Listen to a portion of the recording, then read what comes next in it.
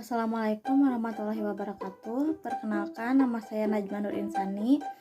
Saya dari kelas B2 BK dengan NIM 22010266. Di sini saya akan menjelaskan hukum nun mati dan tanwin, hukum lam alif, dan hukum qalqalah dalam Quran surat Al-Bayyinah. Sebelum lanjut ke pemaparan penjelasan dan contoh, di sini saya akan membacakan terlebih dahulu Quran surat Al-Bayyinah. A'udzu billahi minasyaitonir rajim. Bismillahirrahmanirrahim. Lam yakunil ladzina kafaru min ahlil kitabi wal musyrikin munfakkina hatta ta'tiyahumul bayyinah. Rasulun minallahi yatlu suhufan mutahharah fiha kutubun qayyimah wa ma tafarraqal ladzina utul kitaba illa min ba'di ma ja'athumul bayyinah wa ma umiru illa liya'budullaha mukhlishina lahuddin hunafa'a wa yuqimus sholata wa yu'tuz zakata wa dzalika dinul qayyimah. Innal ladzina kafaru min ahlil kitabi wal musyrikina fi nari jahannam khalidina fiha ulaika hum syarrul bariyah. Innal ladzina amanu wa 'amilus sholihati ulaika hum khairul bariyah. Jazaohum inda rabbihim jannatu adnin tajri min tahtihal anharu khalidina fiha abada. Radiyallahu anhum wa radu an dzalika liman khashiya rabbah. Sami'na wa ata'na ghufranaka rabbana wa ilaikal masir. Yang pertama saya akan menjelaskan mengenai hukum nun mati dan tanwin. Hukum nun mati dan tanwin adalah salah satu hukum tajwid yang terdapat dalam Al-Quran. Hukum ini berlaku jika nun mati atau tanwin bertemu dengan huruf-huruf tertentu. Hukum ini terdiri dari 4 jenis, yaitu izhar, idgham, iqlab, dan ikhfa. Nah, di sini saya mengambil salah satunya, yaitu ikhfa. Ikhfa artinya menutupi atau menyamarkan. Secara pengertian, ikhfa adalah menyamarkan nun sukun ataupun tanwin karena adanya timbul suara dengung apabila bertemu dengan huruf ikhfa. Huruf ikhfa itu ada 15, yaitu ta, sa, ja, da, za, za, sa, sya, so, bo, ko, zo, fa, ko, dan ka. Nah, contoh yang ada pada Quran surat Al-Bayyinah itu, yang pertama ada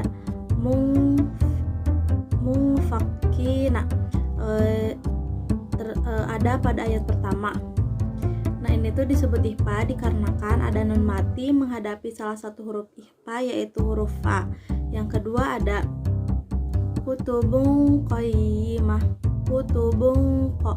Nah, ada pada ayat ketiga terdapat tanwin atau yaitu domaten bertemu dengan huruf qa, kutubun qa. Yang ketiga ada ilda, ada pada ayat 8 terdapat nun mati atau sukun menghadapi atau bertemu huruf ba.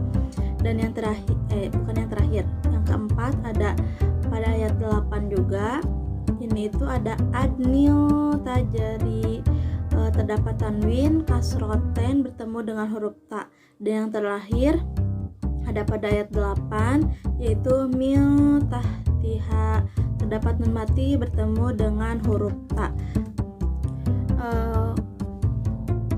yang kedua ada hukum alif lam. Nah, hukum alif lam ini terbagi kepada dua. Yang pertama hukum alif lam qamariyah atau yang sering disebut izhar qamariyah, dan yang kedua ada alif lam syamsiyah, yaitu yang sering disebut idgham syamsiyah. Nah, contoh alif lam qamariyah pada surat Al-Bayyinah itu ada beberapa yang double. Yang pertama ada al-kitabi, yaitu terdapat alif lam bertemu dengan huruf K. Dan yang kedua ada wal musyrikina, yaitu ada alif lam bertemu dengan huruf mim. Dan yang ketiga ada al-qayyimah, yaitu lam alif atau alif lam bertemu dengan huruf qa.